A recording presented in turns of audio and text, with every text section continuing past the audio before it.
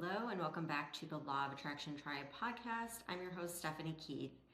Today's episode will reframe the way you look at negative things that are happening to you and why finally getting fed up with a situation is actually the best way to manifest. I'm going to explain why that uncomfortable, restless feeling can be the greatest blessing that leads you toward a more happy, fulfilled life. So I was looking back at some of the biggest things that I manifested, and one of the greatest changes in my life where everything just very quickly turned around and every area of my life changed for the better had to do with leaving my corporate job. And I looked at other scenarios where I had the biggest changes, the biggest manifestations, the biggest growth. And I saw that they all had a similar pattern to that example of leaving my corporate job. And the pattern starts with feeling uncomfortable. And it always starts very subtly. So I was in my corporate job, and I know I talk bad about it a lot, but I was there for 12 years. For most of it, it was fine. It wasn't something where I woke up every morning and I was so excited to go to it. It wasn't that I was super fulfilled and doing what I felt was like my heart's purpose, my soul purpose, but it was fine. I liked my coworkers. For the majority of it, I liked my boss. And I liked the company. I didn't really have a lot to complain about. I felt very fortunate. I had a good salary. And yeah, I just kind of didn't really think about it too much. But there were these little nags that I got from my intuition that started so subtly. And something that I'm sure any mom listening can relate to is the mom guilt that you have. So every single day I would drop off my daughter, and she usually didn't want to go because she would have to go to before school care before school started. And then after school, she'd have to go to after school care, and she didn't like it. It wasn't fun. It's a long day for a young child. And so she would, on a lot of mornings, she would cry and beg me to stay home with her and let her skip this. And so I had this constant mom guilt, and I just felt like I was missing the most important years, all the milestones and the moments that your kids really need you and want you there. I was missing a lot of that. And that was weighing on me, and it would nag on me, but it was subtle. It wasn't like I was so miserable. It was just like, that sucks, but this is life. This is the way it is. Parents work, kids go to daycare or school, and that's that. And you don't really question it. And that went on for, a long time. And I just sort of accepted the fact that, hey, I need a paycheck. I can't just quit my job. What am I going to do? This is what I went to school for. This is what I should be doing, right? And then it started getting a little bit louder, right? So I started thinking I'm in this job, spending the best years of my life, working day in and day out. That hit me really hard on my 30th birthday. My 20s, I was so committed to climbing the corporate ladder. And the reason I was committed to that is because of all the promises that were made, right? If you climb the corporate ladder and you get that next promotion, you get that next job title, you're making sacrifices now, you're putting in the hard work now because it's going to pay off at some hypothetical point in the future. And when I got to be 30 and my daughter was already in elementary school, I'm like, hasn't paid off so far. All that I can think of is how much I've missed by being so caught up in growing my career. I didn't have time for friends. I didn't have time for hobbies. I was exhausted. I was stressed. And that's where it goes from these little uncomfortable nudges to where you start feeling it. in your body. You start feeling the stress, the anxiety, and what do? We just tell ourselves that's normal. Everyone's stressed. Just take a pill and do some meditation, you'll be fine, right? And so from there, it just got louder and louder. And at this point, like, I remember vividly thinking, I wish that homeschool was more accepted. Like, I wish it was something that I could do and somehow like still be able to work maybe from home, but also be able to be home with my kid and like homeschool her. And I had that thought, but at the time I was like, that's impossible. I have a full-time job. There's no way. So I would get these little nudges and I would think, I wish that I could just work from my phone or work from my computer and have more freedom. But I couldn't see how that would happen. I was so caught up in like, it's impossible for me. This is what I went to school for. This is my job, so this is what I'm gonna do. Until it finally progressed to where we had a whole restructuring. A lot of people were laid off and we got a new boss, and she just like went out of her way to make everyone miserable. Like, she was unhappy, and she admitted this. Like, by the way, I'm not just making up stories here. She actually admitted much later to me that she was miserable and she took it out on us. So that was kind of like the reasoning behind it, but she was awful. And I started thinking like, I've got to leave. Like, this is so miserable that I have to leave. Like, I was having panic attacks. If it was a day where I had to meet with her, I felt like my heart was gonna jump out of my chest. And I would wake up with that dread in the pit of my stomach, to where for 12, this was like all through the 12 years, but it just got progressively worse, where I could not eat breakfast because I would have that pit in my stomach. Like, I'm not doing what I'm supposed to do. And when I got this new boss, it was like a full on, like, I'm gonna throw up and be sick. That's how bad it got. So it just got louder. My body was showing signs.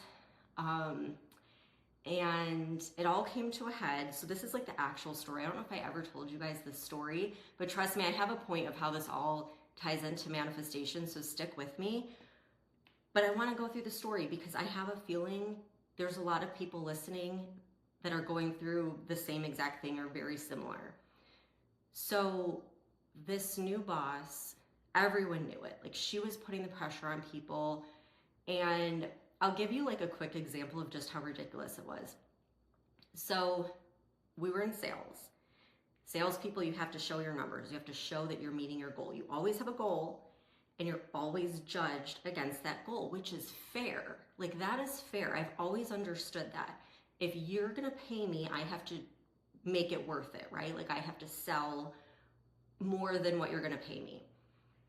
So when I realized I was just totally screwed with this woman, we were doing one of our like morning meetups where we would all meet and kind of go around the table and everyone would have to go talk about their goals. And I freaking hit it out of the park. Like, I was so ahead of my goal. I walked into that meeting like feeling so confident and so good, and just thinking like, wow, like, I'm really proud of myself and my partner. We had worked so hard and our numbers look great. Like, this meeting's gonna be amazing, right? That's how I went into it. And we sit down and we're going around the table and it gets to me and I'm like, have that energy, right? I'm like, this is so great. Like, I hit my goal, which means you're gonna hit your goal. And I'm thinking she'll be really happy because that's helping her with her bonus. And she gave me the dirtiest look and she was like, Stephanie, it's not all about you. And if there's anyone on this team that didn't meet their goal, well, then I'm not happy. And you shouldn't be either. Which, if you've ever been in sales, you know there's hardly ever a time when every single person on a team is gonna be hitting their goal. But that's the way she looked at it. And that's when I realized I was playing a losing game. And no matter what I did, like, she hated me. Like, she didn't like anyone, but she especially didn't like me. And so that happened, right? And I just kept on sucking it up because that's what you do, right? We're conditioned that life is hard, that jobs are stressful, but you just suck it up and do it because you have to pay the bills. Like if you go back and really look at the way our school system is set up, that is what it's set up for. It's set up for you to accept and not question just what I said. Life is hard, it's stressful, and you should just suck it up and keep doing it because that's what you're supposed to do. That's what we're taught, subconsciously, obviously. So the final straw came when she calls me and my partner. So like every territory had 2 people, and it was me and my partner. She sends us both a text and says that we need to have a special meeting and to talk about our schedule or something like that. And so we're like, what the heck? Like that doesn't sound good. But we didn't do anything wrong. And again, our numbers looked great. So we're like, she can't be that upset. Like, what is she, it's probably just something in the computer that we're not doing right, whatever. So she met with us each separately. And I sat down with her, and I kid you not, the first thing that came to mind when I was explaining this was it felt like I was being interrogated by like the FBI. Like it was a full-on attack. And she had really no evidence, but she basically said she didn't like the way I was logging my calls, because you had to log like where you were for the day. And I asked her like what she meant. She showed me how you're supposed to log your calls, and I was like, oh, no, it's just a misunderstanding. There's another way. And this was the way that I was taught by whoever, trained me, that we log it this way. And I'm pretty sure that's how everyone on the team does it. And she was like, well, I don't care. I don't like that. And I know that you're a mom. And I know you're probably leaving early or this or that because you're a mom.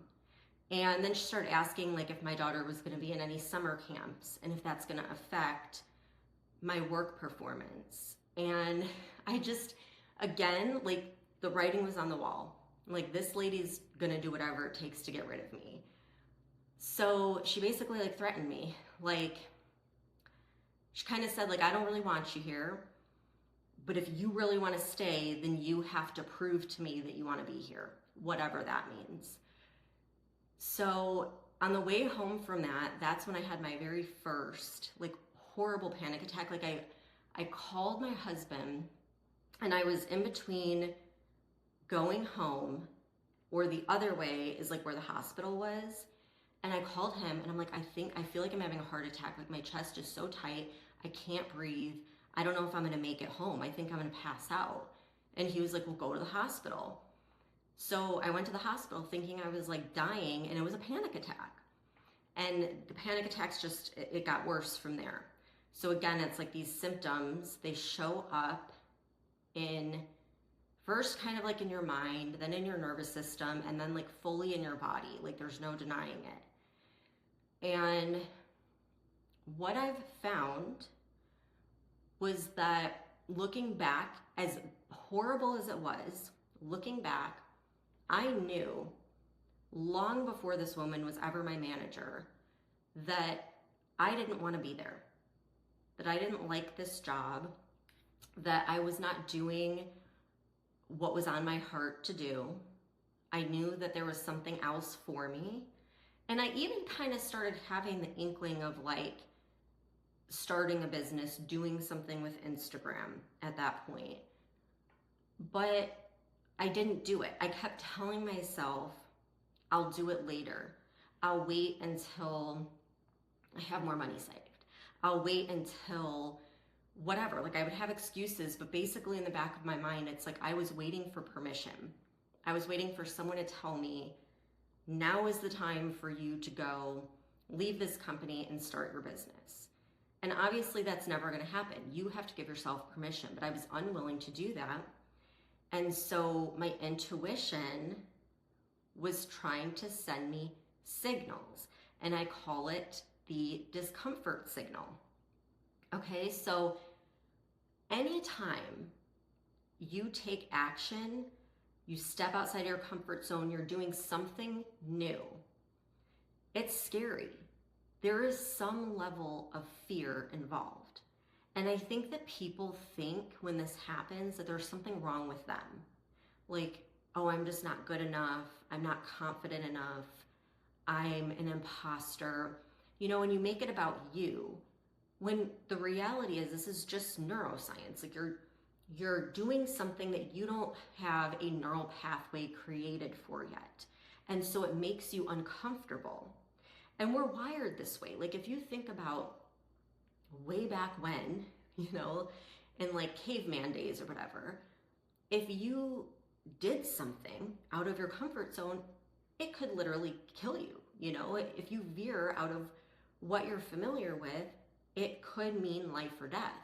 And so your nervous system still treats it that way. And so you get this feeling of uncomfort or discomfort. I don't know why I said uncomfort. You get this feeling of discomfort. And everyone gets that feeling when you're doing something new. And the bigger it is, the more uncomfortable you're going to feel. And a lot of people think like, well, I'm not meant to do that then. I'm not good enough. When the reality is everyone feels that way. It's just the people that want it bad enough do it anyways. They do it despite the fear. I'm going to take it a step further, and today I'm going to tell you to start thinking of that feeling as the discomfort signal that your intuition's sending you. So your intuition knows that you're not aligned with the best path. You're not on your highest timeline. You're not as happy and fulfilled as you could be.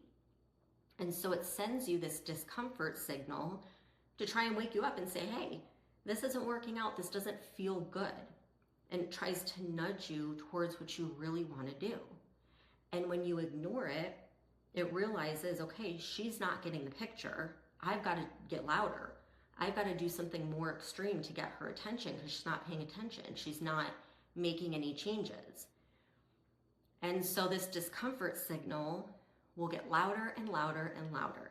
Think of it as like the universe shaking you to wake you. It's like throwing something so big in your path that you can no longer ignore it.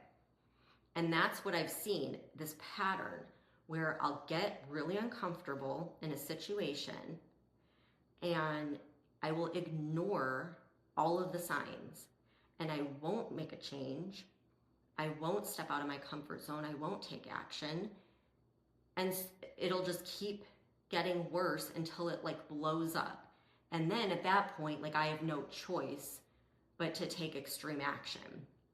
And that's basically what happened here. But the universe did intervene because after that, I remember like exactly where I was driving and out loud in my car at this very street that's like right by my house now, I said, universe, like I get it. I know I need to leave. I know I have to leave. But I can't bring myself to do it. Like I'm walking away from a big salary, a company car, benefits, the whole 9 yards into something completely unknown. Like you've got to give me a sign that I'm going to be okay if I walk away from this. And the sign was I got pregnant very shortly after that, after trying for for years. And I knew it was like that inner knowing, this is my sign. Like, this is it. I'm leaving on maternity leave and I'm not coming back. And so, like, looking back at that moment and how uncomfortable I was, I am so grateful for it. And I'm so grateful for that manager because had it not been that extreme and that bad, I know I would still be there today. It just had to get that bad for me to be motivated enough to leave. And so this is what happens, right? Taking action and stepping out of your comfort zone is less painful and uncomfortable than staying with the status quo. Because most people, you stay with the status quo because that's your comfort zone. But when the status quo becomes so uncomfortable that doing something completely different is less scary, that's kind of when you know, like, that this isn't something bad happening to you. This is the universe setting up a path for you. And you've got to walk through it.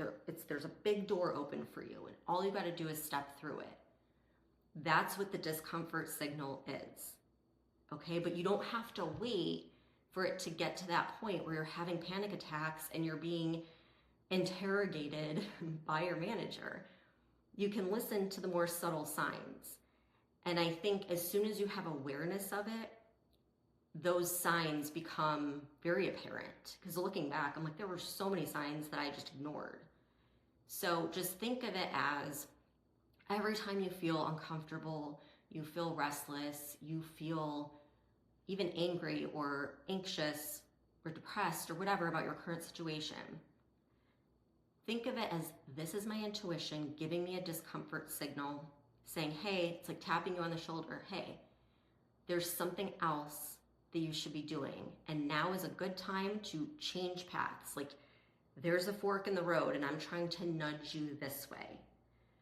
And taking that first step is always the scariest, right? But looking back, there has not been a single time I can think of where it's led me astray. So I'll give you some more examples just so that it kind of brings up what could be going on in your life or with someone you know. So after I left that job, right, I went on maternity leave.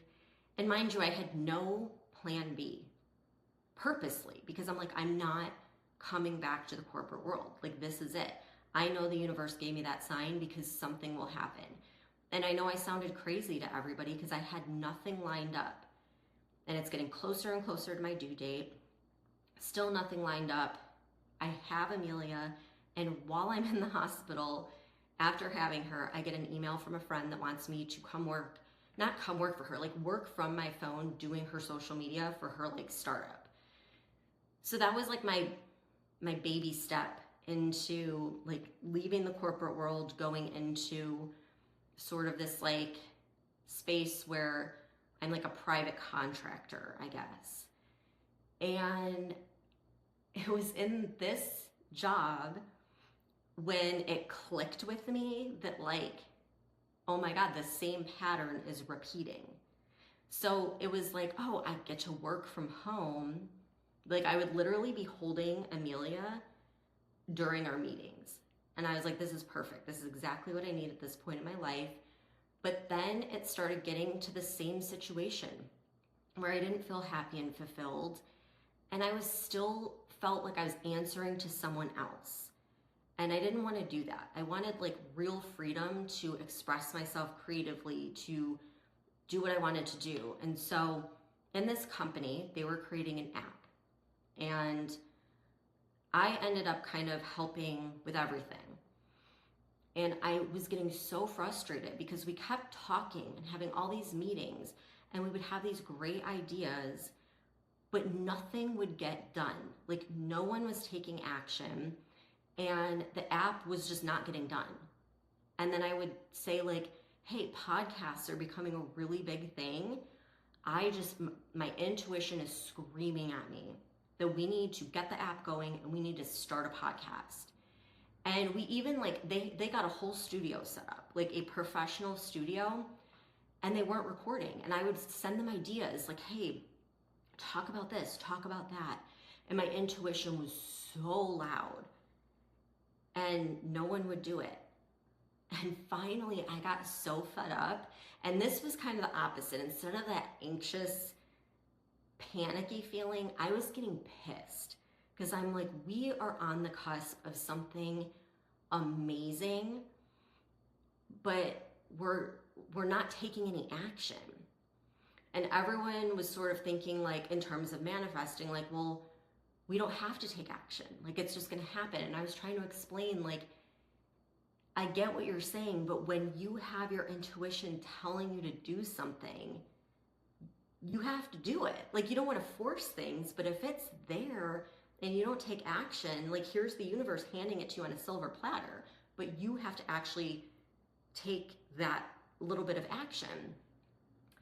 And so finally I got to the point where I was so freaking fed up that in one weekend I created my own app just so I could show them, like, this is ridiculous. It is not that hard. And we should have had this up like a year ago. So that's why I did it, which is like, I know that sounds so shitty. Like I was doing it to make a point, but I did it. And once I did it, it was like, I was so proud of it and it was so beautiful. And I'm like, wow. And like one of the girls called me and she's like, Stephanie, you need to run with this. Like you need this is your thing. You should just go into business for yourself and like publish this app. And I was like, no, I was doing it to make a point. And she's like, no, like you need to do, this is amazing. You need to do this. This is your thing. And I was like, wow, okay, like, yeah, I mean, maybe. And then same with the podcast. I cannot tell you that my intuition was so loud. It was like every day I was getting just this incredible desire to podcast, to record. I had so many ideas, I couldn't keep up with all of them. And again, I got fed up because I was trying to give my ideas to this company and nobody was doing anything with them. And so finally I'm like, well, if you're not going to use these ideas, I'm going to use them. And so I put little baby Amelia and her little bouncy next to my computer and I recorded the first Law of Attraction Tribe episode. And it was while I was still working for this other company. And I just thought in my mind, like maybe if they see me doing it, it'll like inspire them to do it too. So it wasn't really like a nasty, like I'm mad. It was more like, guys, podcasts they're going to be the next big thing and we should really jump on this. And so I did it. I was so restless. I just did it. And it was like at that point, I was so restless and so like I had so much I wanted to say that the fear of saying it publicly and being seen became like not a big deal to me because the desire to like do this was so overwhelming. And so it was kind of like the discomfort in that scenario wasn't really fear or anxiety, it was restlessness. And so that's another discomfort signal. And a lot of times you'll feel this way and you'll ask yourself, what's wrong with me? Why can't I just get on board? Why can't I just be a team player? Why can't I just sit still? Why, and then you start saying like, well, do I have ADHD? Like that's the route I went down. Like, oh, I have ADHD. There's nothing wrong with you. It's just a discomfort signal. Your intuition is like, yeah, you are restless because this is what you're supposed to be doing. And what I didn't realize at the time was that all of those intuitive hits that I was getting, they were meant for me. They weren't meant for the company that I was working for. They were meant for me. And I'm so glad that I just did it. And I think if I hadn't been so fed up, I probably would have felt like guilty about like starting my own thing while this company is like trying to get going. But it just got to the point where I'm like, well, I've given them all the ideas and they're not using them. So I'm going to use them instead. So the lesson there is a discomfort signal can come in the form of restlessness, or this like, it's like a desire to talk about something, a certain topic, to just talk about it. That's what was coming through loud and clear. And the other lesson is that sometimes you'll get an intuitive hit and you'll think it's for someone else, like the company you're working for, or maybe you're helping a friend with something and you think like, oh, they could use this idea. But if it's coming through you, it's coming through you for a reason. And maybe that intuitive hit is meant for you. And you got to just act on it. And when you do act on it, things will just work out. Like, I thought, okay, I'm going to do my own app and make my own podcast, and everyone's going to hate me. They're going to be so pissed. But at that point, like, I didn't even care, but I just assumed, like, they're going to be pissed. No one was pissed. Everyone was, like, cheering me on, and they were like, way to go. Like, I'm so glad, like, someone's doing something. And so no one really got mad at me. No one cared. You know, like, we make things up to be so big in our mind, but at the end of the day, like, everyone's worried about themselves. They're really not that worried about what you're doing. Okay, I want to give you one more example. This is kind of like a 2-in-1, because this is where the discomfort signal is a little bit different than the anxiety, fear, or the restlessness. So this has to do with both of my moves. When I moved from the Chicago area to Southern Illinois, and then when I moved from Southern Illinois to Florida. So when I left the Chicago area, like, I was born and raised in the same house, lived there my whole life, went to school with the same people my whole life. My whole life though, I always knew I wanted to move. Like, energetically, I couldn't express it as a kid very well, but I knew I wasn't supposed to be there. I used to, like, ask my mom, like, who moved us here? Like, who in our family decided, let's settle in this place with, like, extremely cold winters where it's gray for half the year? You know, like, I felt so drained there. That's the best way to describe it. I felt energetically drained and stressed, even as a child. And I always knew I would move, but it's scary, right? Because again, it's out of your comfort zone. And so you don't have the neural pathway, number one. Number two, your nervous system is like, hey, don't get us killed doing something new. And so you have that fear. It's a big step, moving. And in this case, I was leaving all I'd ever known. And I was going somewhere where I knew nothing. We had some relatives there, but, like, it was a completely different community. Like, we're going from a super busy suburb to very rural, like, slow-paced environment. And the only reason, because I've asked myself looking back, like, how did little Stephanie do that? Because I was so, like, not confident at the time, and I was very, very shy and very attached to my mom, which I still am. My mom lives in our neighborhood. But, like, how the heck did that girl, like, leave everything and move somewhere else? And the answer is that I felt this, like, longing for something more. And the only word I can really think of is longing. It was like, I just knew. It was like an inner knowing that there's something else for me and I'm supposed to be somewhere else. And I wasn't happy, you know, with the status quo where I was at. And I just couldn't imagine spending my whole life in the same place and never at least trying something new. That to me was scarier than moving. Plus, I told myself, I'll give myself 6 months. If I'm miserable and not happy and I want to move back in 6 months, I can move back. So I was giving myself this, like, permission slip to, like, hey, go try this, give it 6 months, and then you can decide if you want to come back home. But that discomfort signal was more of a longing. It was more of, like, I know there's something else out there for me. There's more. There's somewhere else I'm supposed to be.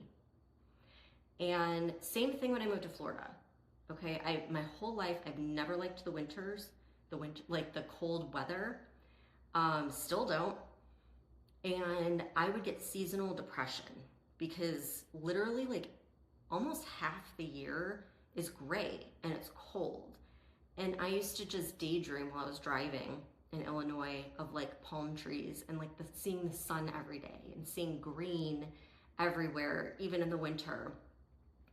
And we had a winter where we lived off this country road, and the road, we were trapped for a week in our house because it was like such a bad storm. They couldn't even get to our road for like a week. And to me, like the discomfort got so great with like, I don't want to do this anymore. I'm longing for sunny, warm weather year round, that became stronger than the fear of moving across the country. And so, you know, again, like each discomfort is a little bit different, but it's still the same thing. It's your intuition trying to tell you something's not right. Like, we're not supposed to feel bad. Believe it or not, I know we're conditioned to feel that way. Most people just accept the uncomfortable feeling. They dismiss it because we've been conditioned to think life is hard and you just got to suck it up. And if you do, then someday you can retire. And then you can do what you finally want to do with life. You can finally enjoy life. Well, I call bullshit. I think that discomfort is your intuition telling you, hey, something's out of alignment here. You're not happy. And so it's time to make a change. It's time to step out of your comfort zone. I feel like that's the permission slip. It's telling you, hey, it's time. It's time to finally move. It's time to finally take action. It's time to finally give yourself permission to start the business or start the podcast. And looking back in any of those scenarios, if I would have just accepted that life is hard, life is stressful, it's not all like rainbows and butterflies, I would still be in a job that makes me miserable. I'd probably still be living in Illinois with seasonal depression. And if I would have just shrugged my shoulders when the app wasn't getting completed in the company that I was working for, or the podcast wasn't getting started, I probably wouldn't have an app or a podcast today. But instead, I decided I'm not going to accept this. Like, I'm going to make things comfortable. I'm not going to just accept that this sucks. I'm going to do something about it. Because I truly don't believe that life has to be hard and we should just suck it up. I think that we need to recondition ourselves to look at anxiety, depression, anger, restlessness, even boredom as a sign. It's your intuition trying to help you course correct towards a more fulfilling and happier life. And if we would just listen and follow those nudges, we would be in a much better scenario because, like I said, it hasn't led me astray since. And that's not to say it's always smooth sailing. You know, most times this discomfort signal is going to be followed by a huge leap of faith. It requires trusting that gut feeling. It requires taking some form of action that can feel really scary and definitely outside of your comfort zone. But that's the whole point, right? Because your comfort zone is no longer comfortable. And when that happens, it's time to spread your wings, expand your perception of what's possible. And the best way to do that, to get over that discomfort, is by finding just one other person who did it. If you can look to just one other person who did the thing that you want to do, that's enough evidence for your subconscious to believe it's possible. So I looked for one other person that just decided to start a podcast. I looked for one other person that decided to move to the other side of the country. So finding that one person is more powerful for your subconscious mind than 1,000 affirmations. Because all your subconscious needs is that proof that it's possible. And once it knows that, then a lot of the resistance starts to settle down. A lot of the fear calms down. And you see one other person did it and it was successful, so you feel like you can do it too. So before we go, I want to give you some questions. So if you want, grab a notebook. now is the time if you want to write it down. You don't have to though. If you're driving or you don't have a notebook, just ponder these questions. Like honestly, when you ask these questions, your subconscious will work to find the answer. And speaking of the subconscious, the very first thing that comes to mind is typically what's on your subconscious mind. So don't overthink the answer, just kind of let the answers flow. Okay, so the first question is, where in life do I feel uncomfortable, restless, or unfulfilled? Where in your life are you feeling uncomfortable, restless, or unfulfilled?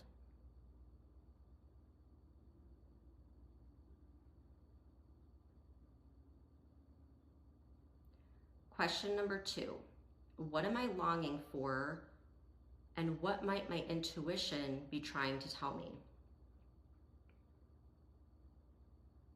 What am I longing for, and what might my intuition be trying to tell me?